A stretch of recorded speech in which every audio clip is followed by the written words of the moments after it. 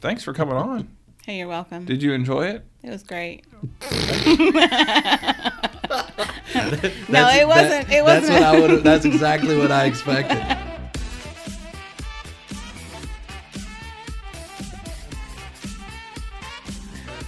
Hello, everybody. It's time for a little bit more of Done Lite, brought to you by Foreman Watson Holtree, located at 530 Frederick Street, Owensboro, Kentucky, in the high-rise White Tower. PJ is with me. How are Hello. you, PJ? And today we have a guest with us. Do. Yeah, last night I put something on Facebook. If you want to be on the podcast tomorrow, just comment below. And we got no comments, but we got one like, and it was Amy. So I thought, okay, there we go. Amy's on the podcast. You posted it at 9:34. I know, it was a test. I think all the people you know must be asleep at 9:30. Whatever. Are you implying I'm old? No, that just everybody you know is asleep at 9:30. We are I think we're officially 1 month into sort of the social distancing measures that have been put in place by our governor and then our mayor. Just to update coronavirus numbers in the United States of America, we've had 588,465 total cases, and we've had total deaths of 23,711. So those are the current numbers. I know I saw Kentucky finally got up over 100 deaths, and although the trend seems to maybe be tapering as a whole across our nation, still a lot of lack of trust and stuff. So, But here we are doing a podcast, social distancing. Maybe you and Amy are a little close over there, but just speak my direction. And let's switch our attention to Amy. Okay. Great. Is that good? That's wonderful. Works for me. All right. Amy Burden wears many hats. All right. So let's start with just personally, not here at work, but she is mother of twins. Right. And how old are the twins now, Amy? Just turned 12. That's what I thought. Just had a birthday. And then her husband, Charlie, is a veteran. He I guess, discharged from the Navy. Wasn't it the Navy? How many years did he serve in the Navy, Amy? I have no idea. I think it was just under 10. You're maybe. just married to him. Yeah. I knew at one point, but he's been out a while. Right. And then Charlie, PJ, is like, he can fix everything, anything, mechanical. I mean, the guy's wonderful. And we've taken advantage a couple of times of having Charlie around. You buy him a 50. What's amazing is you get him a gift card to AutoZone, and it's like, you've compensated him for a year. He's just like a little kid in a candy shop. So anyway, so Amy is a mom of twins, and she's active in their lives, and she's very active in her church. You go to Bellevue Baptist, is that right, Amy? Yes, we do. And but I've known Amy, and let's see, goodness gracious, are we in 14 years? Is that right, Amy? Is that right? 14 years 14 in June. years, that's right, 14 years in June. I was, at the time that I met Amy, I was at a law firm called Caslin Law Offices. I had finished up my time with Charlie Moore. Was kind of feeling the waters as to my options, and I had known Dan from previous relationships, so I kind of camped out there with Dan for a couple years. And in that time, I needed to get a legal secretary, because one of the ones that we had hired just without any notice left to go back to her previous job. And so I interviewed Amy. Don't remember much about the interview, Amy. Do you remember much about the interview? Any questions or anything from the interview? I remember having to come back again. That's right. We were missing a partner. One of them. Right. One of them wasn't there. We brought you back. Amy had moved to Owensboro from Connecticut, and you were born and raised in Connecticut, right? Mm-hmm. So Northeasterners. So I, in my lifetime, I've had two Northeasterners who have been very influential in my life. Okay. One was my fourth grade teacher, Miss Burns, and she was from Boston, okay? And she used to tell me, Holtree, get over here immediately, if not, sooner. That's what she would say to me. She was 6 foot tall, PJ. She was 6 foot tall and weighed about 200 pounds. And she used to tell me that she was going to use my head for a bowling ball. So Miss Burns was influential on my life. However, The other Northeasterner I know, Amy, has also been influential in my life. And 14 years ago, our saga began. Right? It did. Yeah. It's been a ride. So Amy comes in, and now I'm getting older, Amy, and you're having to kind of you're easing me into my older age because I'm starting to forget things. But I do remember, like, it was within a day or two, or like the first or second day that you had the job with me, you had to call in late because of something involving crystal meth. Yes, it was day 2, and I thought it was Ajax. So, PJ, this is no lie. I was gonna say I don't know this story. Do so you I'm not? looking. No, I don't. Everybody knows this story. So here's the fun part. Amy had no experience doing plaintiff's work like I did. Her whole work background, as I recall from interviewing her, was with a firm that defended dram shop cases. And dram shop cases, as you know, are the cases that involve serving people who are intoxicated with more alcohol, and then something bad happens, and you're looking at the server of the alcohol or the seller of the alcohol to be liable. Okay. Right. So Amy's firm, right, Amy, had defended those cases, but you had never done my side of the ledger. Never. Right. I never in a million years thought I would be on that side of the fence. Right. So Amy comes and she interviews with us, and we hire her. And she starts. So now you're going to have to tell me. All I remember was, Travis, I found crystal meth in my car. What should I do? I didn't know what it was when I found it. So I had just bought this vehicle, and Charlie, who's obviously much taller than me, was driving it, so he had the seat back. So the next morning I went in to get in to come to work, and there's a bag of baggies with white stuff in it on the floorboard. So I was like, well, where in the world did that come from? Now, unless I missed it, crystal meth is not a thing where I come from. It might be now, but it wasn't then. So I didn't know what it was. It didn't look good. I knew that much. So what do you do when you don't want to miss work? You bring it in the kitchen and put it on the counter. Yeah. Call your boss on your way to work. So she doesn't leave it where she found it. Nope. She picks it up, takes it inside, and then comes into work, right? Yeah, because I didn't know what to do. I really did. I wasn't too overly concerned because I didn't realize the extent of what could be wrong with this. So what did you do next? You called the sheriff, didn't you? You called somebody, and That's then right. I met them at the house, and they tested it in the driveway, and ding, ding, ding. And it was? Yeah. So I had been driving it around, actually. Not very long, but long enough that it would not have been good. Oh, wow. So, I went back down to that dealership because Yeah, how I am. I can't remember how that was. Was it just residue, or was it like full blown? No, it was like enough enough that you could have paid your rent. I could have paid off the car for sure, but I wouldn't do that. Yeah, so we won't, just to be safe, we won't say the name of the dealership where you got it, but you went back to the dealer. Yeah. And was that a pleasant conversation with the car dealership? I think he was a bit surprised by little old me getting out of the car, because you know how I am. What did they say? He knew exactly who it belonged to. And where she lived. Man. So I had to let it go because I was like obviously ready to. Right. I would have ended up needing bail money. Now, did something else come about with that vehicle, or wasn't there a problem with the title eventually, or something?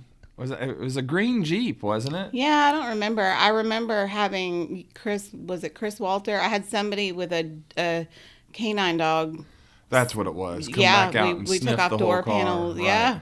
Right. I wasn't driving it around. Are you kidding me? Oh, in case there was like drugs hidden in panels and things. Yeah. If they're gonna leave it right under the seat Man. like that, who knows where else they could have had it? That's crazy. Well, I love that Jeep though. Yeah, I remember that. I was what was in my mind is that I had this secretary working for me before Amy, who, if you were to type in the look of a perfect legal secretary in Google Images, and it showed you something, that was her, right? But she quit. All right, I think she was just too.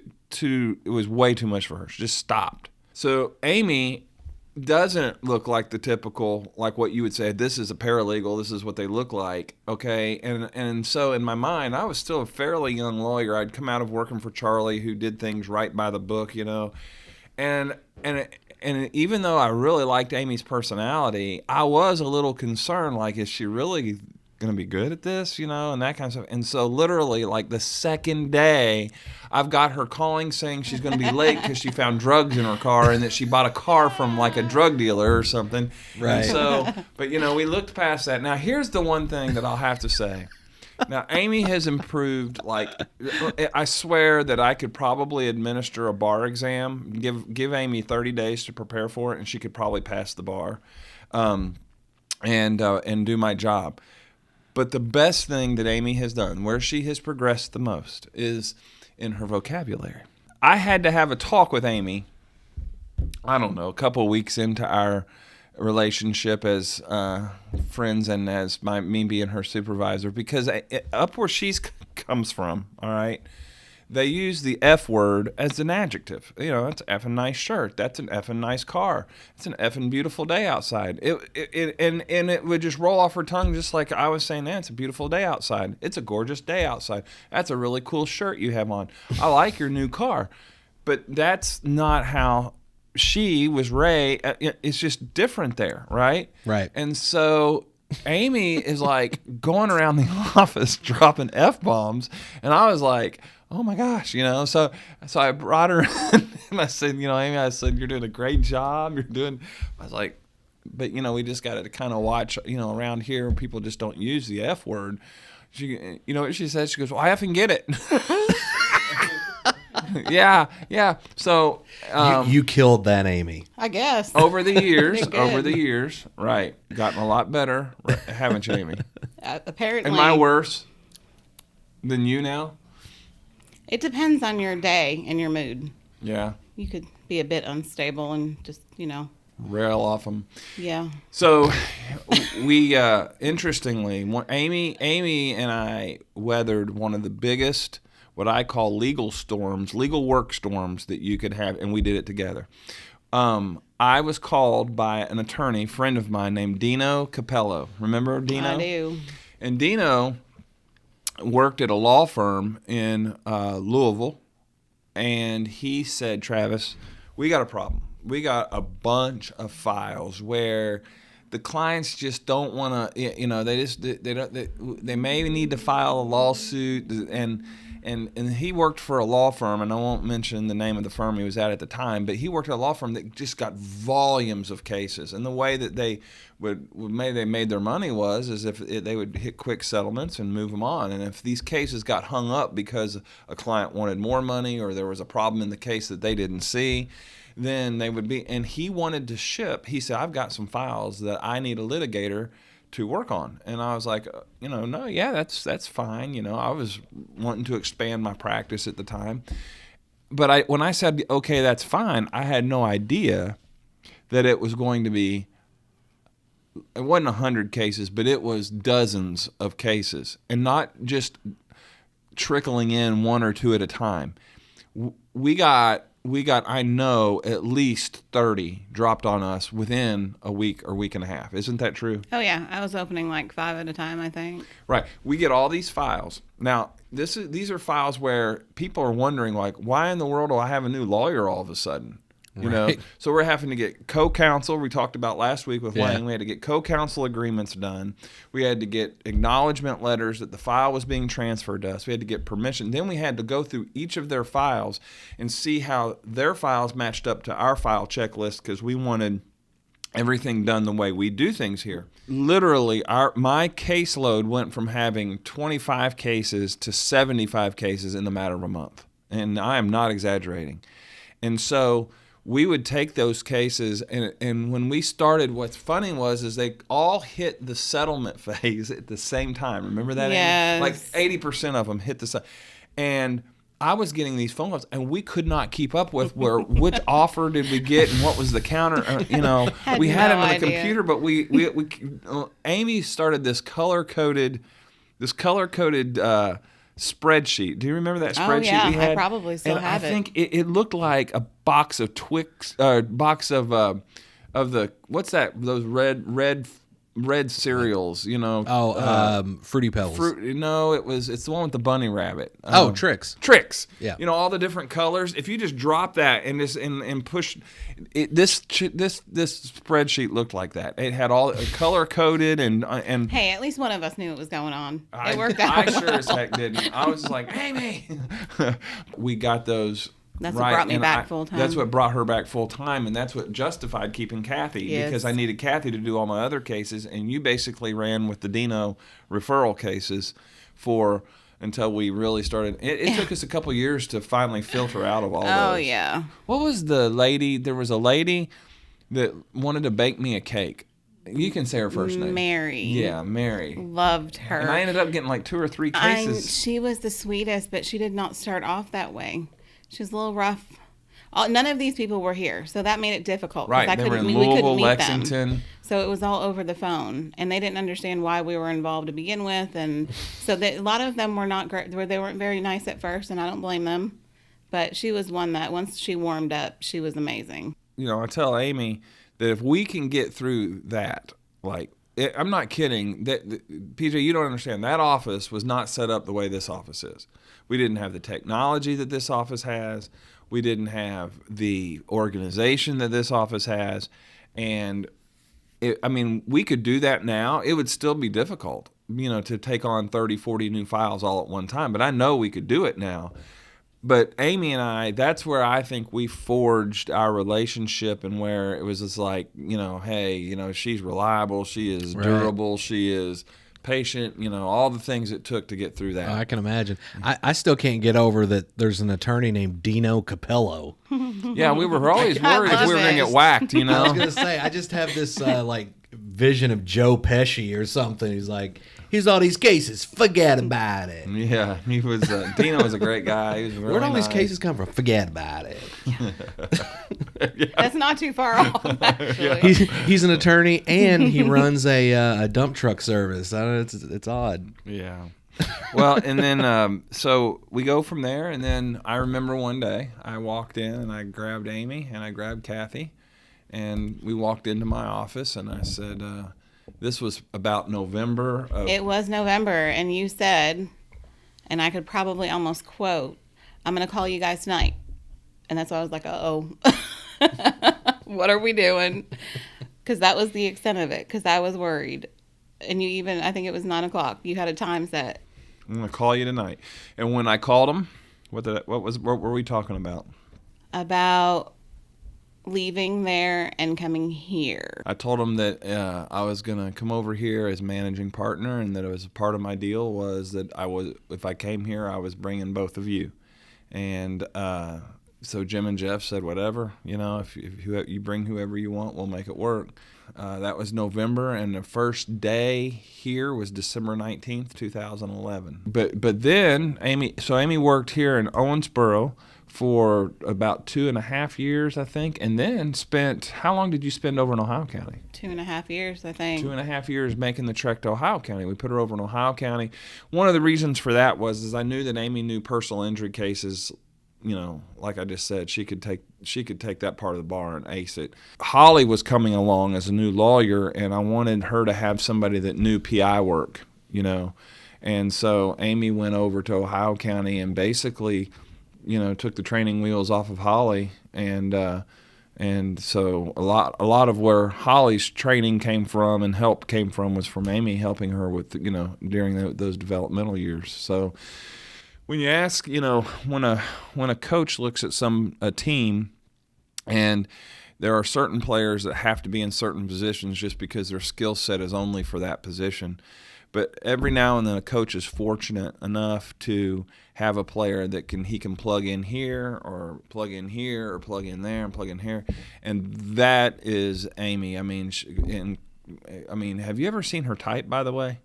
Oh, yeah. Her fingers, I would love to be able to slow them down into slow motion to see what it looks like, but I swear, fastest typist I know, and she says she's getting slower, but I don't believe it. I feel like I am, but I go through a lot of keyboards. Yeah, she hammers the heck out of the keys, man.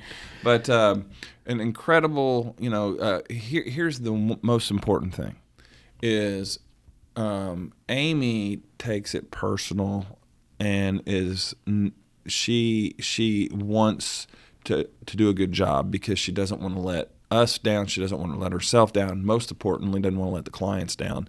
And I know she double and triple checks herself and worries a lot of times about things that probably even shouldn't even be worried about, but that's her nature.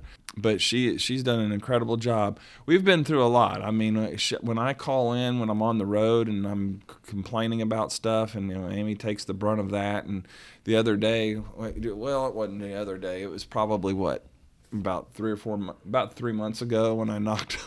Oh, good jeez.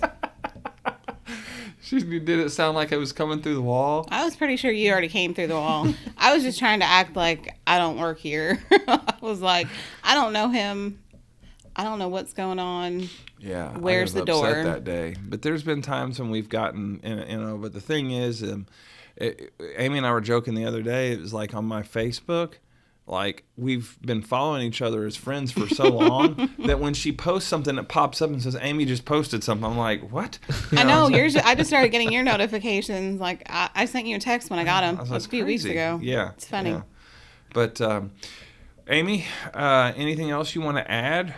I think what's interesting listening to you tell these stories is that you all were freaking out about 75 cases, but now you've got like 300-400 active cases going on all at one time. Yes, but we have a lot more help. True. I mean, but it's I mean, and I came in when it was like the caseloads were much larger. So, but I just find that interesting how far you all have come. It was definitely, everybody looks back on their career, and there's 5 or 6 times they can point out where they caught a break that really kind of pushed them to the next level.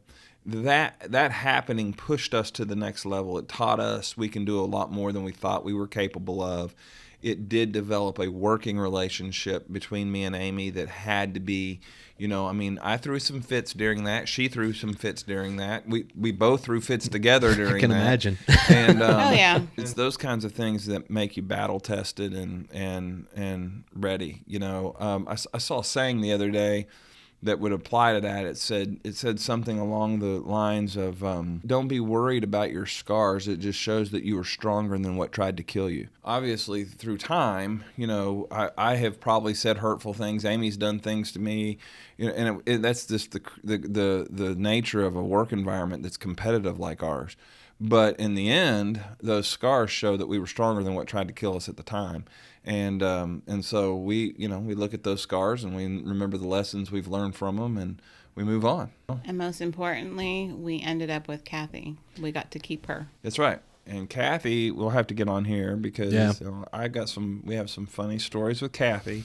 Because she covered me a lot. Because I was out a lot when the kids were little. She's another one though that would and I don't say this lightly. If I took 30 days and reviewed the rules of evidence with them and reviewed the rules of civil procedure and some of the basic stuff about negotiable instruments and secured transactions, I could probably in 30 to 60 days set a bar exam in front of them and they pass because they have had this, they've been through it. And those people, are the ones that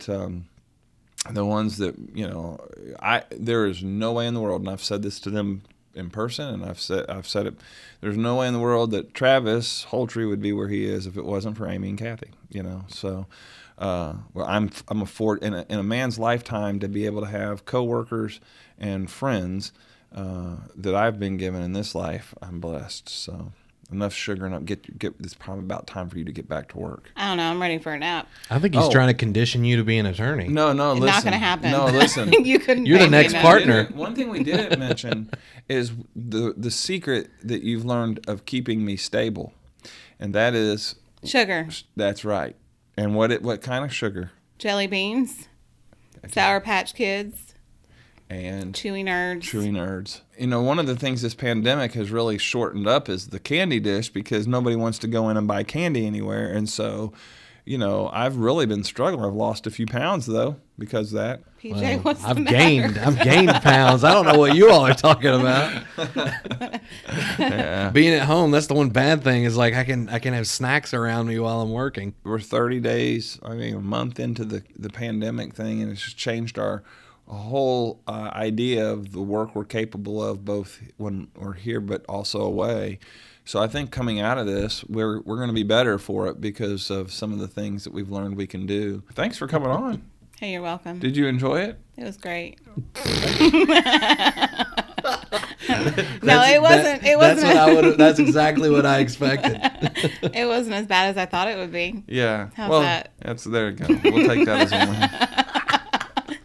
Just for you, Pete. That's the best possible compliment you could have gotten out of her about this exactly right. scenario. This has been another episode of Law Lite, brought to you by Foreman Watson Holtry, fwhlegal.com. Check us out on all of our social media platforms, which, by the way, we just added LinkedIn, and there's a whole lot of new information over there.